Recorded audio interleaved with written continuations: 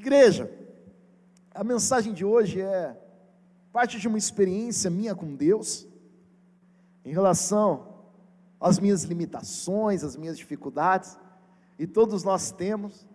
Chega aquele ponto que você ora, que você fala com Deus, e eu vou, de alguma maneira aqui, de acordo com a palavra de Deus, apertar um pouco o cinto hoje de manhã. Você está preparado aí? A gente vai apertar um pouco o cinto, para entender biblicamente aquilo que Deus tem para nós. E o título da mensagem, ela já é um pouco provocativa. Você é convertido até que ponto? Parou para pensar nisso? Talvez a nossa resposta inicial, não, eu sou convertido, não tem essa de até que ponto, até que lugar. E eu vou usar aqui uma figura para a gente poder entender até onde o evangelho que você recebeu, ele vai. Parece meio confuso, mas vai ficar claro. Até onde o evangelho que você recebeu vai. Eu vou dar um exemplo. Quando nós nos convertemos, nós temos aquele impulso inicial. Quando você aceita Jesus, quando você se batiza, quando você conhece o reino, aquilo dá um ânimo. E aí você recebe o evangelho e você começa a mudar, o Espírito Santo começa a transformar coisas dentro de você, você abandona pecados horrorosos, dá testemunho de que aqueles pecados foram abandonados. E é como se o evangelho fizesse isso, como se tirasse você de um lugar e colocasse você em outro. Mas, onde está a nossa questão? O evangelho que você recebeu vai até aí ou ele continua? Ele continua mudando e moldando você? Ou foi apenas aquela experiência inicial? Será que o evangelho na minha vida, ele vai até o ponto de eu fazer exatamente o quê? Até o ponto de eu viver uma vida religiosa aceitável? Até o ponto de eu me sacrificar um pouco? Até o ponto de eu amar Jesus? De que maneira? E muitas vezes depois desse empurrão, o que acontece? Uma estagnação. Eu mudei muito quando eu me converti. Tá, aí depois? Não, depois, né, pastor? Mas quando eu me converti eu mudei bastante. Mas e o ano passado, você mudou? Ano passado não, acho que eu fiquei até um pouco pior, viu? Ano passado eu estava mais crente. E aí, o ano que vem? O ano que vem não sei. O que acontece? Parece que a gente recebe o evangelho e o evangelho nos leva até um ponto e para. Até que ponto o evangelho te levou? Nós vencemos alguns pecados iniciais, principalmente pela motivação e impulso da conversão. Temos experiência com Deus, ajuda de pessoas próximas, melhoramos, e sabe qual que é o problema? Esse crescimento traz para nós muitas vezes um orgulho religioso. Eu era alguém que não vinha à igreja, e eu começo a vir. Eu falo, eu sou muito melhor que o Márcio, porque o Márcio vem uma vez por mês, eu venho todo domingo. E aí, ao invés de eu continuar crescendo no evangelho, eu olho para irmãos que estão numa fase anterior à minha, e eu paro. Eu tive aquele pulso inicial e depois, ok. Inclusive, viro religioso, viro crítico. Depois dessa fase, nós paramos em pequenos pecados. Pequenos pecados que continuam. Falar mal do Pedro ali, falar mal do Pedro é legal, mano. Pedro é, cara, o Pedro, né, Simão, né? Esses pecados continuam. Desde que o Pedro não saiba, não vai me causar problema, né? Pequenos pecados ali, uma falazinha aqui, uma invejinha ali, um probleminha ali, um irmão que eu não gosto de olhar muito na cara. Pecados socialmente aceitáveis. Aquele pecado que ninguém fala nada. É um pecado ali, mas ninguém liga. Todo mundo vai achar que eu sou crente mesmo fazendo.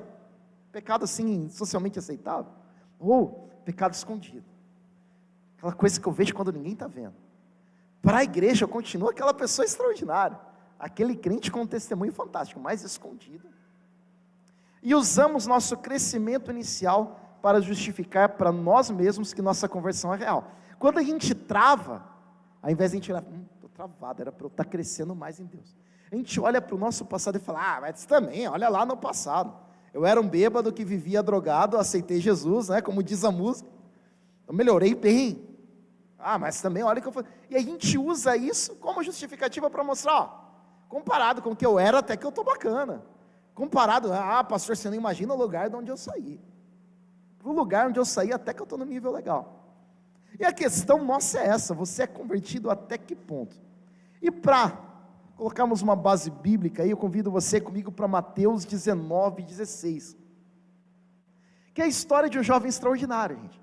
Um jovem fora do comum, um jovem exemplar, para os padrões da época de hoje, então, incomparável. Talvez se fôssemos pegar um exemplo de melhor jovem da sinagoga, ou da igreja, ou da Cevivo, ele ganharia de lavada a votação. Era o melhor crente mais extraordinário, o crente exemplar, até que ele chega em Jesus. Eis que alguém se aproximou de Jesus, no caso esse jovem, e lhe perguntou: Mestre, que farei de bom para ter a vida eterna? Respondeu-lhe Jesus: por que você me pergunta sobre o que é bom? Há somente um que é bom. Se você quer entrar na vida, obedeça aos mandamentos. E aí no verso 18 ele pergunta: quais? Jesus respondeu: não mate, não adultere, não furte, não diga falso testemunho, honra pai e mãe, ama teu próximo como a ti mesmo. Aí o jovem responde: a tudo isso tenho obedecido, o que me falta ainda? E aqui eu vou fazer uma adição de Marcos. No Evangelho de Marcos tem essa partezinha essencial. Jesus olhou para ele e o amou. Marcos 10:21. Marcos narra essa história assim como Mateus narra, mas Mateus faltou com essa parte, então a gente busca de Marcos. Jesus olha para aquele jovem e o ama. Isso é importante para a nossa história. Depois de Jesus ter sido inundado com esse amor, ele responde: se você quer ser perfeito, vá, venda os seus bens e dê o dinheiro aos pobres. A gente conhece essa história, né? Você terá um tesouro nos céus, depois venha e siga-me. Ouvindo isso, o jovem afastou-se triste, porque tinha muitas riquezas. Vamos pensar no seguinte, gente, vamos trazer para hoje. Quais são as qualidades do jovem rico hoje?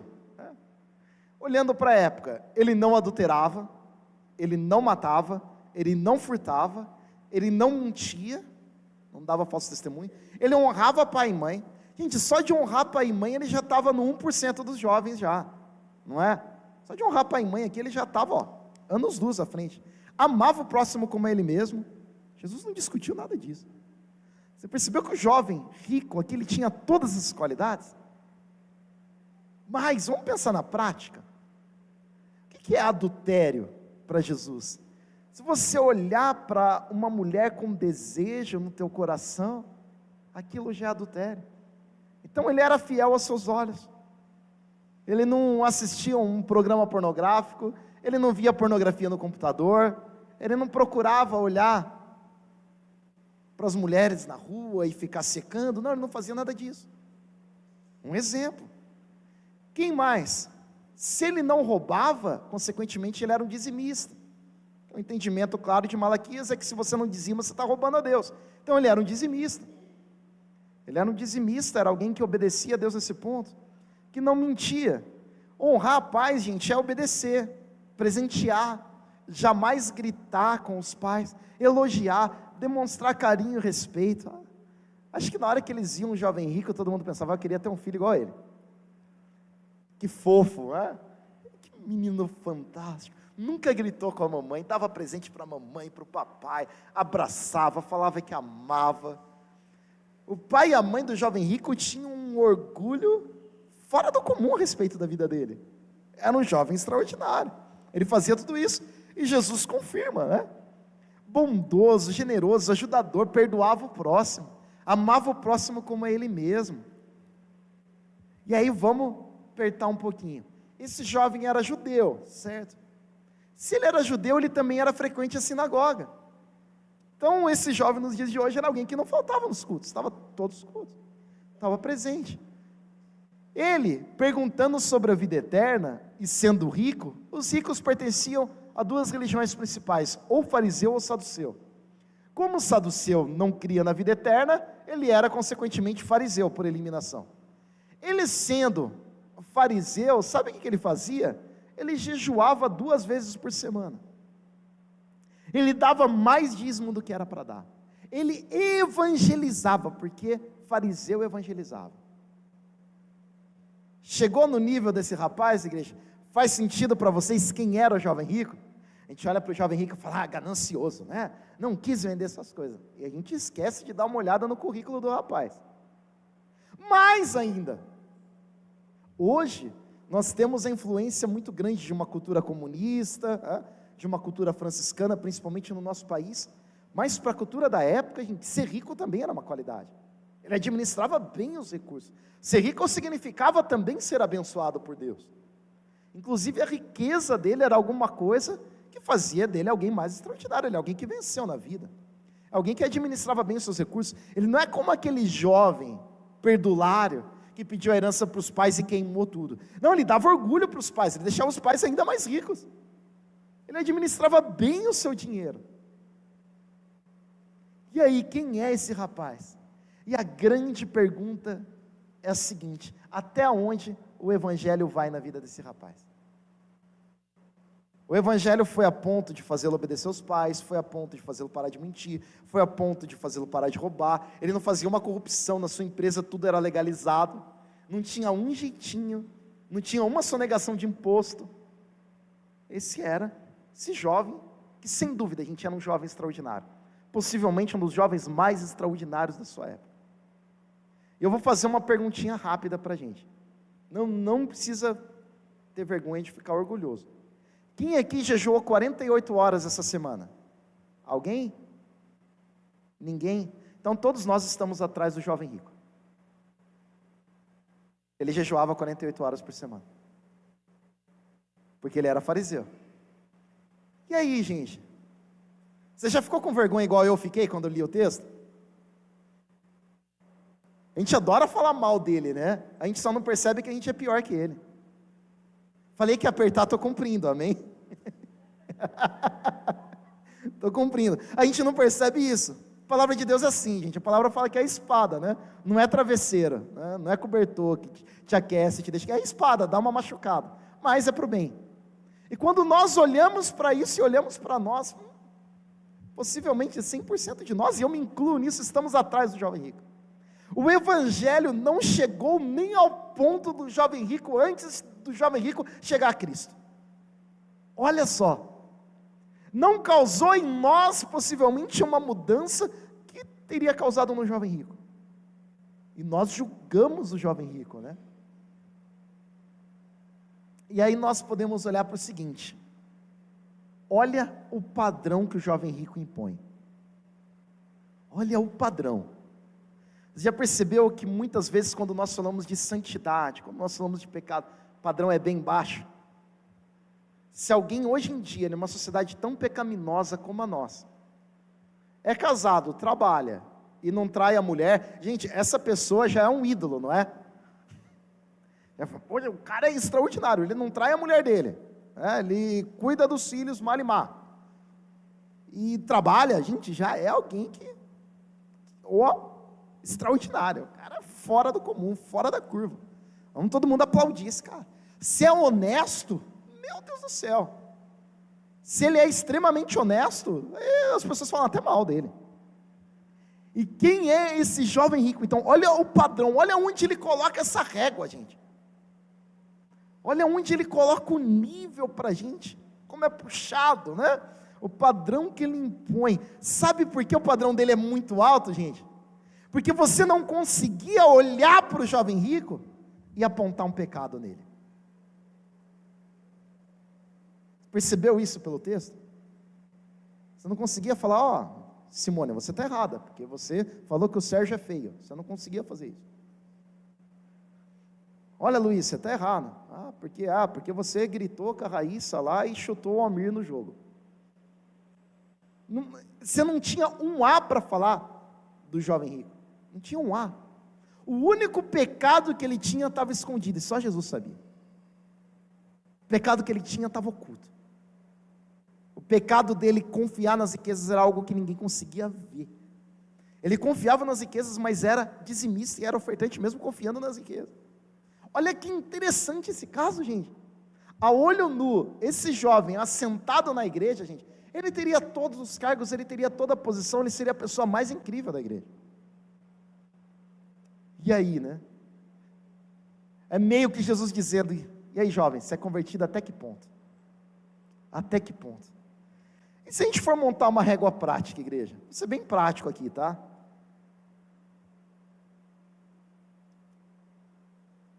Eu acredito que um básico do básico para um crente é vir na igreja. Todo mundo concorda? Vocês falam: pastor, você está exagerando, você está fanático. Acho que vir na igreja é uma coisa que o crente tem que fazer, né? Vir na igreja. Mudanças práticas: abandonar as drogas. Sei que você creia que crente pode usar drogas, eu creio que não. O crente precisa trabalhar. Palavrão é uma coisa que ele precisa abandonar.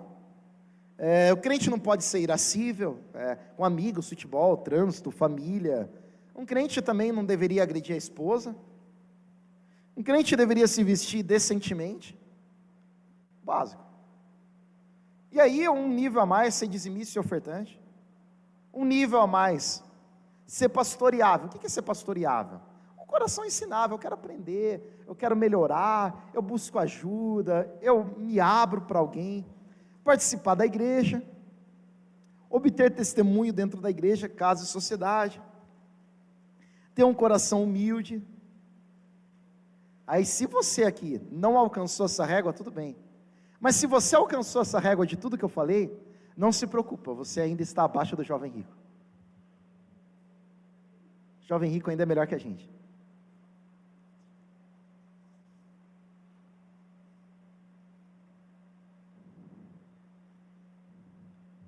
E uma pergunta que fica, eu não sei se você já se fez, eu já me fiz. Por que Jesus foi tão exigente com aquele jovem, né? Você já parou para pensar nisso? Jesus, você pegou pesado. Duvido. Possivelmente esse jovem que era melhor que Pedro. Que Judas, com certeza, porque Judas era desonesto, né? E Judas foi selecionado para ser discípulo. Por que Jesus pegou pesado com ele? Sabe por quê, igreja? Por mais incrível que pareça. Sabe qual que é a justificativa? Porque Jesus pegou pesado com aquele jovem. Sabe o que nós lemos em Marcos? Porque Jesus o amou. Glória a Deus. Estão comigo aí, igreja? Glória a Deus. Você está sentindo o amor de Deus sendo liberado nessa igreja nessas semanas? Aleluia. Eu estou sentindo muito isso, como Deus nos ama. Jesus o amou. E esse amor, gente, fez com que Jesus empurrasse aquele jovem. Empurrasse aquele jovem para a perfeição. Olha o que diz a palavra, Mateus 19, 21. Se queres ser perfeito. Eu não sei quantos já viram aqui, o tio com certeza, os homens com certeza. Já viram aquele gol que o Pelé perdeu? Que ele dá um corta-luz, ali a bola passa de um lado para o outro, e passa isso aqui da trave. Quantos já viram? Tem um outro gol também que ele chuta do meio campo e falta, sabe, quase nada.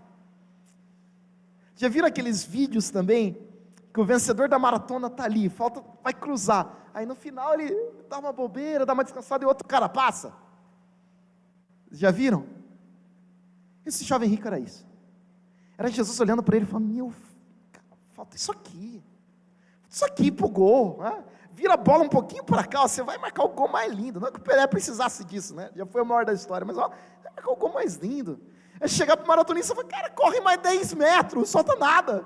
Corre, vai, dá uma respirada, não vacila, está chegando o hora. O que Jesus queria dele? Jesus o amou, viu aquele jovem, colocou um padrão, falou: esse jovem vai chegar, vai ser extraordinário, ele já é incrível. Essa é uma demonstração muito bonita de Jesus. Jesus, ele dá um crédito para aquele jovem. Jesus dá um crédito, Jesus dá uma oportunidade. Era como se aquele jovem tivesse a bola no pé ali para fazer o gol mais incrível.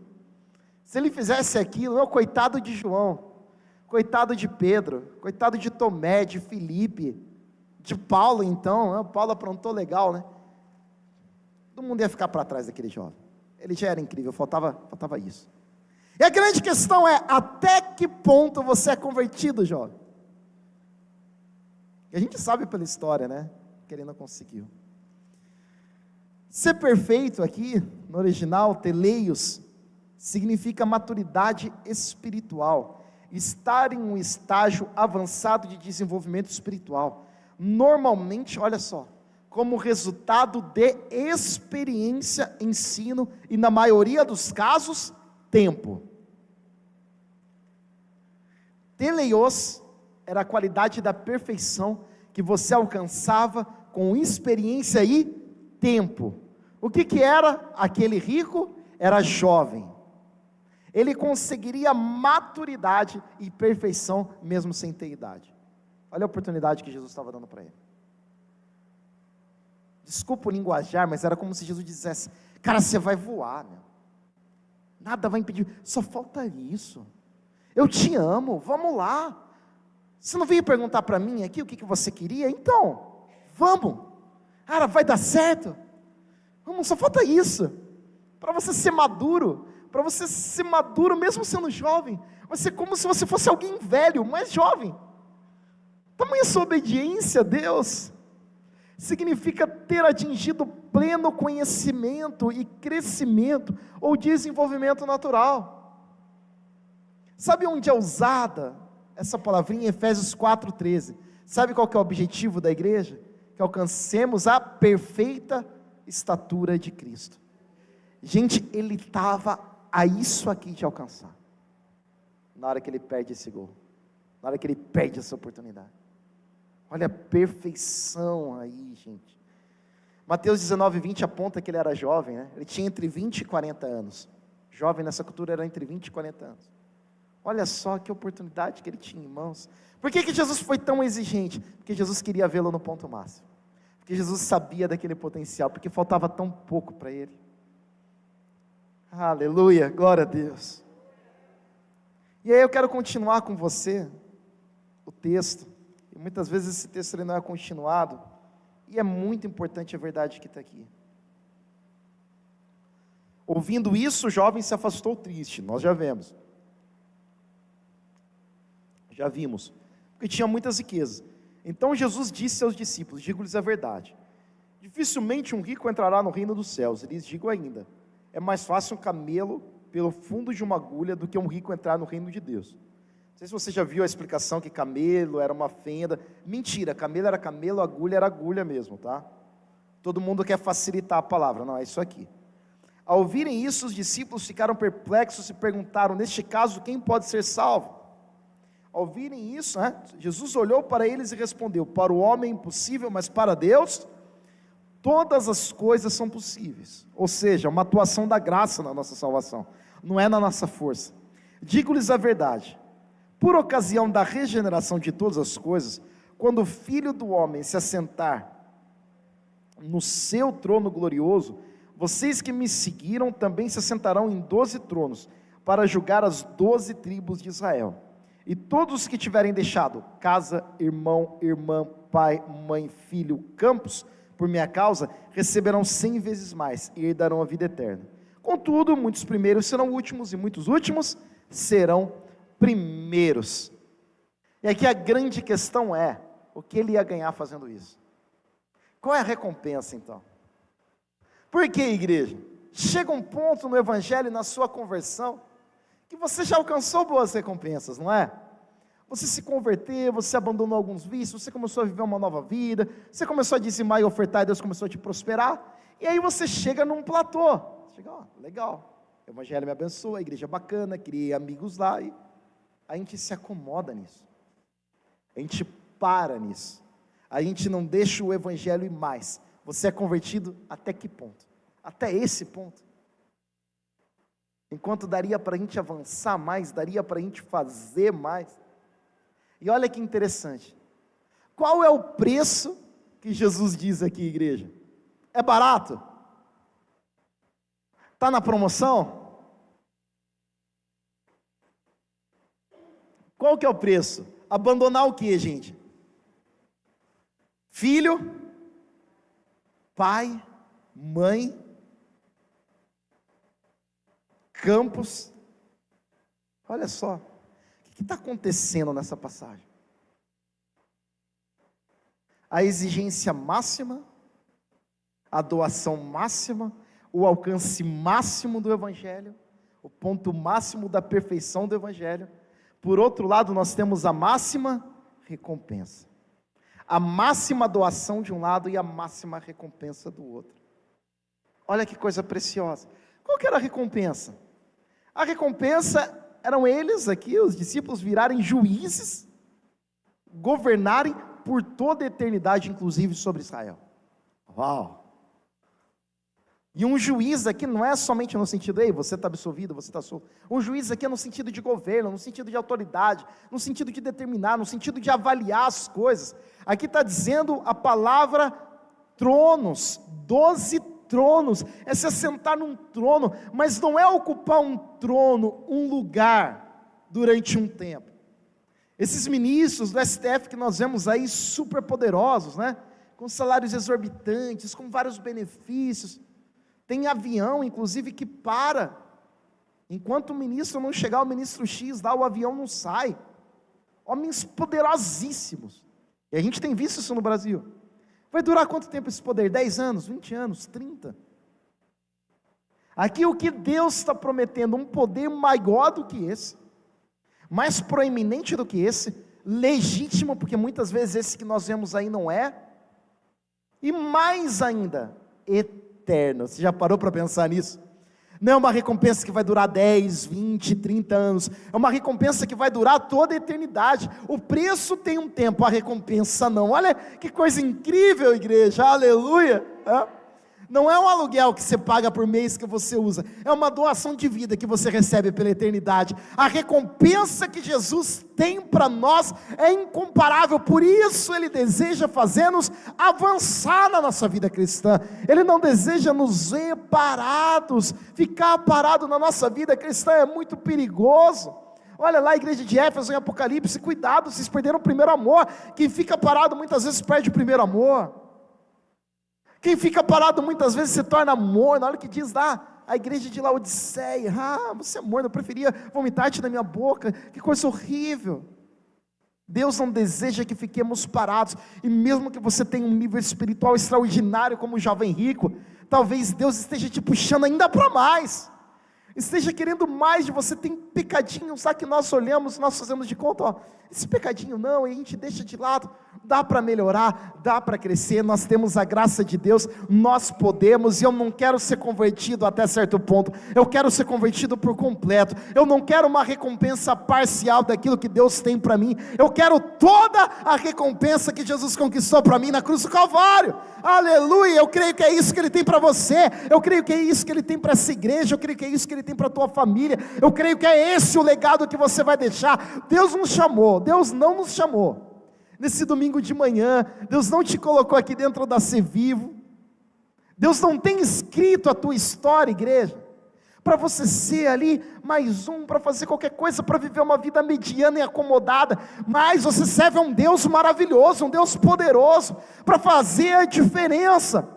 Aquilo que o Espírito Santo está ministrando nessa manhã é uma mensagem que vai ecoar pelos corredores da eternidade. Um dia vocês vão lembrar, você vai colocar em prática e você vai lembrar: graças a Deus, obrigado Espírito Santo, porque o Senhor trouxe aquela mensagem para mim naquele domingo de manhã, e eu não fui convertido até certo ponto, mas eu me entreguei completamente a Ti, e hoje eu estou colhendo as recompensas. Aleluia, glória a Deus, igreja, amém, Jesus.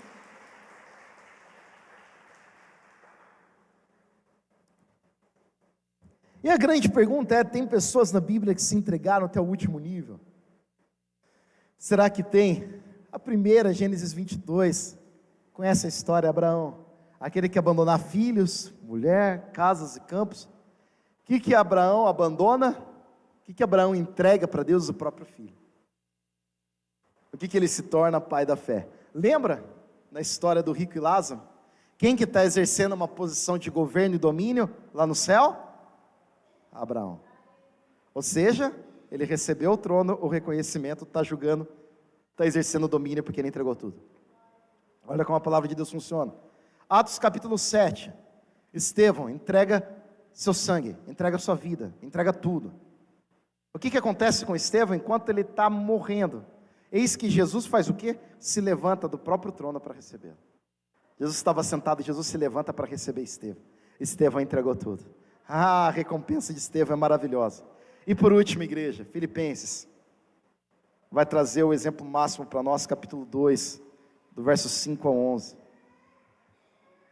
Seja a atitude de vocês a mesma de Cristo Jesus, que embora sendo Deus, não considerou que o ser igual a Deus era algo a que devia apegar-se. Mas, o que ele faz? Esvaziou-se a si mesmo, vindo a ser servo, tornando-se semelhante aos homens, e sendo encontrado em forma humana, humilhou-se a si mesmo e foi obediente até a morte, e morte de cruz. Você percebeu que tem uma descida aqui? Ele sendo Deus, não se considerou ser igual a Deus, ele se desapega disso, ele se esvazia, ele se torna servo, ele se torna homem, ele se humilha, ele é obediente até a morte e morte de cruz. Talvez se Jesus tivesse chegado no Getsemane e falado: Deus, fui bem, hein? Preguei bem, tem 4 evangelhos escritos aí com meu nome, curei tantas pessoas, ressuscitei mortos, a história do Lázaro lá foi fantástica, cada resposta de sabedoria, meu ministério foi incrível, treinei esses 12 aí que só me deram trabalho, ok, né? Tudo bem, né? Posso terminar? E aí Deus fala: não, ainda tem mais uma coisa. Depois de ter feito 3 anos incríveis, ele ainda vai para a cruz, ele ainda se humilha, ele ainda entrega mais, ele ainda doa mais. Ele vai até o último. Ele não cria nenhuma obediência até certo ponto, no evangelho até certo ponto, ele cria na obediência total, no evangelho total. Igreja, um jovem rico de 33 anos, detentor do cosmos, após se despir de toda a sua glória e majestade, vivendo entre nós, vai ao lugar mais baixo. Se junta aos criminosos, é obediente. Por isso ele é esmagado, torturado, humilhado e morto. Entregou absolutamente tudo, até seu último suspiro. Hoje se assenta no alto e sublime trono, supremo juiz de todo o universo, exaltado e adorado por tudo e por todos pelos séculos dos séculos. Aleluia. Jesus Cristo é nosso jovem riquíssimo, mas que escolheu ir até o último ponto, até a última gota, até o último nível, até o último suspiro, até o Pai virando o rosto para Ele, até Ele recebendo o peso de nossos pecados. É claro, igreja, que dá para a gente ser um crente melhor. Dá para você ser um crente melhor? Com certeza para mim dá. Eu olho para mim e vejo coisas que eu tenho procrastinado a mudar, demorado a fazer. Mas sabe por que muitas vezes a gente demora? Porque a gente olha por outro lado e fala: ah, mas em tal área eu avancei tanto, talvez eu não precise fazer isso, porque isso daqui eu faço coisas que ninguém faz aqui. A gente se justifica e a gente para. Ou igreja, a mensagem principal aqui é uma advertência. Se o evangelho de Cristo não o tem mudado, não tem mudado algo em você, a ponto de você servir a Cristo, a ponto de você se doar, a ponto de você buscar o Senhor, a ponto de você perdoar o seu próximo, a ponto de você abandonar os vícios, cuidado, pode ser que você não seja convertido, porque quando o evangelho vem ele muda. Cuidado com a tua conversão. Tem alguma pessoa que provoca ódio dentro de você? Cuidado com a tua conversão, pode ser que você não seja salvo ainda.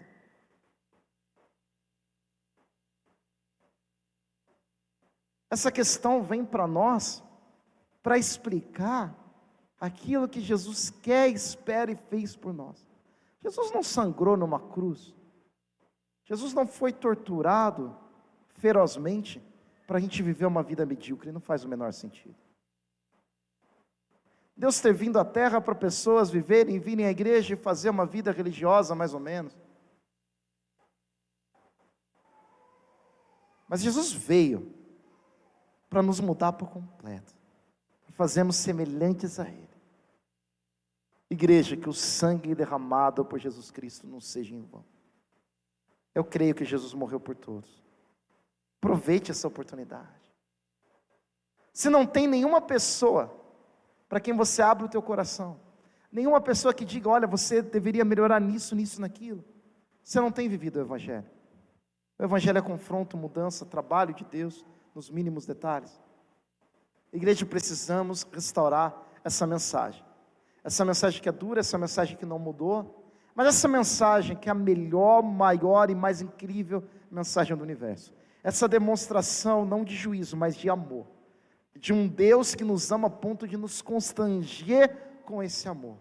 Até que ponto nós temos vivido por Ele? Eu gostaria de encerrar usando a mesma imagem que a pastora Marli usou, a pastora Regina usou, e agora eu vou fazer empréstimo dela, porque eu creio, igreja, que é o direcionado do Espírito Santo para nós. Qual a imagem, igreja? Vocês lembram aí da pregação de quinta-feira? Amém, a pastora Regina lembra, mas também foi ela que pregou, né? Então não vale muito, né? A mensagem foi dos odres. E quando a gente vai para o Evangelho de Lucas, capítulo 5, onde é explicada essa passagem, sabe o que Jesus fala no final? Que o vinho velho é melhor. Fala, ih, Michel, agora você deu um nó no que a pastora pregou quinta-feira. Estragou a coisa. O vinho velho é melhor, o que a gente faz? Mas não é toda a ideia do vinho novo, eu vi vinho novo a vida inteira. E o que eu faço? O vinho novo, ele exige um recomeçar. Ele exige tempo, ele exige uma maturação. Ao contrário do vinho velho, que já está pronto, que já está fermentado. E sabe o que acontece, igreja, quando a gente passa por essas mudanças? Muitas vezes, as pessoas estão acostumadas ali com o vinho velho e falam, gente, mas o vinho velho é tão bom.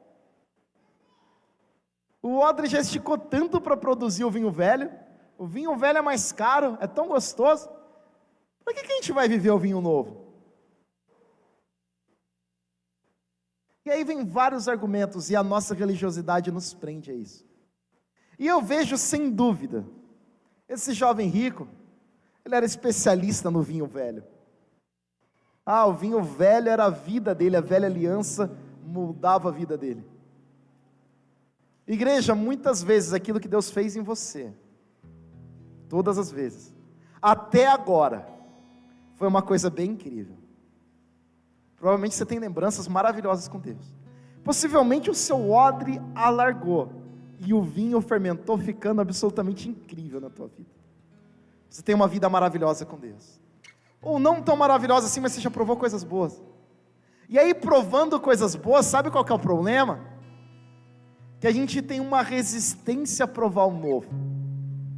A gente tem uma dificuldade em provar o novo, e a gente quer voltar, mas Deus tem trazido uma mensagem para a igreja, que Ele vai fazer algo novo. Igreja, independentemente de quão bom era esse vinho velho, de tudo que você já viveu até agora, de tudo que eu vivi até agora, porque também preciso quebrar, porque também não é fácil para mim. Fui batizado no Espírito com 4 anos, tenho 31 anos no Espírito. 31, desculpa, errei bem a conta, hein? Me rejuvenesci aqui, hein? 33, por 2, gente, tenho 33 anos já vivendo no Espírito. Então esse vinho está um pouco envelhecido, 20 e 33 anos é bem caro, né? Muitas coisas eu também preciso mudar, e abrir meu coração para aquilo que Deus vai fazer. Eu não sei o que Deus fez na tua vida até agora, ou se você travou em muitos aspectos, mas o convite que eu faço para você é o convite que esse jovem rico não aproveitou. Ele estava pegado ao vinho velho, ele estava pegado ao velho sistema, aos mandamentos. Na hora que chegou o vinho novo, ele desperdiçou. Imagina, eu vou dar todos os meus bens, vou começar tudo de novo. Igreja, vamos começar tudo de novo, aquilo que a gente vai começar. Vamos mudar aquilo que a gente precisa mudar. Vamos adorar de uma maneira como a gente ainda não adorou. Vamos viver aquilo que a gente ainda não viveu. Vamos quebrar preconceitos e paradigmas que a gente já tenha trazido há muitos e há muitos e há muitos anos. É tempo de viver não aquilo que Deus já fez, mas é tempo de viver aquilo que Deus vai fazer. Deus vai levantar pessoas novas, Deus vai levantar ministérios novos, Deus vai dar estratégias novas, porque viver com Deus é viver em novidade. A gente tem que estar pronto para isso. Não nos apegamos ao velho, mas vivemos aquilo que Deus tem para nós a partir de agora. Mas Senhor, eu não sei em até que ponto eu fui convertido, até que ponto eu fiz, mas Senhor, arrebenta tudo e deixa o vinho novo vir na minha vida. Eu quero fermentar o vinho novo, eu quero trabalhar o vinho novo, para no final, para no grande dia, aquele vinho ser uma oferta suave, uma oferta de libação a Deus, através daquilo que a gente já fez.